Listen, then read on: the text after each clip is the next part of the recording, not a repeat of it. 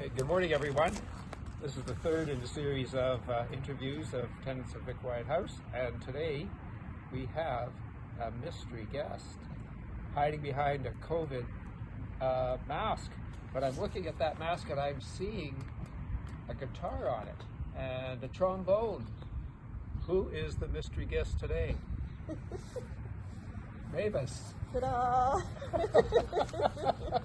Thanks for subjecting yourself to this little chat this morning. Yes, you're very welcome. This is my mask from my music group that I'm in, who my friend made matching masks for everyone in the group. So when I'm doing something musical, I usually wear this mask. Okay, that's really sweet. Yeah.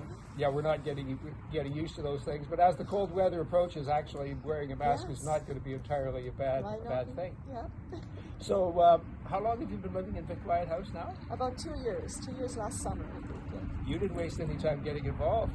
Well, no, I didn't. After I got back after we moved in and organized, and I went to Mexico. Next, when I came back, I thought we could use maybe some musical activity. Everybody was very happy to have someone with some musical talent Yes. and leadership Well, come to I'm join not us. sure about that. I think you always have the talent. Maybe they just need a little encouragement to get out there. And yeah. So, how did the group really get started, and how did that transpire? This is not news for everybody. No, not everyone. I sent out an email, and I was just wondering about people playing musical instruments in the building that might want to get together and jam once in a while. And I don't think maybe Todd was here by that time, so I think he replied that he would like to. But then I didn't get too many other responses, so I started talking with people, and Joan kind of said to me, maybe you should look at singers as well, which hadn't occurred to me, but it should have, and they were certainly always welcome. So after talking to a few people, I sort of slowly started wandering into the group, and word got out, and then we got more and more. So when I left in the fall, there was quite a few of them, and I believe the choir played at the Christmas dinner. Yes. Yes. So your own background in music. Tell us a little bit about that. Oh. Your how music discovered you, or you discovered music. Well, it was my mother, really. She put me into piano lessons when I was 6. So I started, I guess that was fairly early. She played when she was younger, and we always had a piano in the house. So she wanted at least one of us kids to learn how to play, which was me. And I played till I was about 12, and then didn't practice the way I should anymore. So that was the extent of my lessons. Yes, but you're playing the guitar now Yes. with a great amount of enthusiasm. Yes, I got into the guitar later on when I was retired, and just sort of start picking it up and learning on my own with friends. And Okay, so you haven't taken any formal lessons, but you had just 6 years of music anyway. yeah, I had music lessons, of course, but in the guitar I just went to lessons for a couple of months, but it turned more into a music theory class, and that was really helpful, and I did enjoy that too. So I've often seen you. I remember when you were back, we see you carrying your guitar and various supplies out. And what is your outside involvement in music? Well, I'm with a couple of bands. I have been for a number of years now. They're both bands that play old-timey music for the older people in residences and homes and that kind of thing.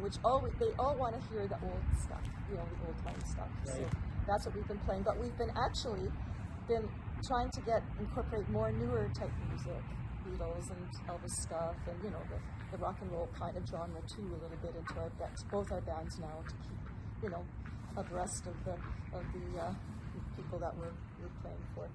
So how did it unfold over the summer with practicing and getting together? You were able to be outside? We could, yes. My larger band, Senior Melody Group, we played in St. Vital Park all summer, Monday mornings in the summertime, and I think maybe a few people from the building were there to hear us at some point. We had a following. They usually came. We had an audience most every day, and then my other band, the smaller one, we played out on the back deck at a friend's house. So we managed to get together at least. Okay, that's super. So music has always been pretty important part of your life. Yes. Even from an early age. We're going through the time right now where we have some of the greats passing on, Van Halen and so on, premier guitarist.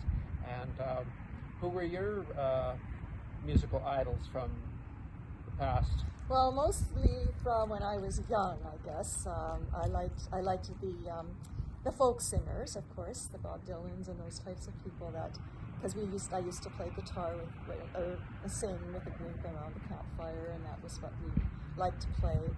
And Elvis, of course, the Beatles, of course. I was young, and I loved them, and I still do. I like the music, so I think that's what sticks with you a lot, is the music you hear when you're younger. It brings back such good memories. Well, I think people are using music so much today as a source of solace or getaway. You see people going for a walk, and I know they're not listening to educational podcasts when they're going down and they're bopping down the street or walking on the path with their earbuds in, Yeah. But what do you suggest there? What do you think about people really looking for comfort in music? Comfort in music, I always find, is comforting. It brings me a lot of joy. It gets me out of my own head about the worrying and the anxiety, and I could just listen to the music and kind of zone out a little bit. So it's probably helpful now to get into music, and more people are taking up an instrument now too. They've got the time, and there's all kinds of online lessons, and it's a great time if you want to learn something to do it. It's a great thing to learn. People have the time, yes, especially as we're more yes, confined to quarters, as it were, yes, and this is making it more difficult. So that's really a good suggestion. Yeah. I don't know if my neighbors would be too happy if I started taking up drumming or anything like that. But there are digital drums. You can turn them down, just like digital piano. Tell me. Yeah, my son. You has mean some. I could play the drums and no one would hear it except no one would me? be bothered. You could just have earbuds in your ear and you could play those drums. Well, I'll have to discuss that with my partner to see if I can explore that. So far, I'm not too bad at keeping a beat with my toe. Oh, okay. At least There's one musical part of your body. Well, thanks, Mavis. I certainly appreciate your spending the time with us. And the sun is just going behind the cloud right now, so I just nature cooperated. I just wanted to say that once we are safe again and we can congregate as well, that people should come to our music group. There's no standards. I think at first people were shy and they didn't think they sang good enough or they played good enough, but we have no standards. We're not, any of us, expert musicians. We're just happy when people want to come out and enjoy with us. That's the only thing that you need to have to join our group, and it's more like a musical conversation that you have when you're playing in a group. It's totally different than playing by yourself. So just wanted to add that. Thank you, Mavis. It's been a pleasure.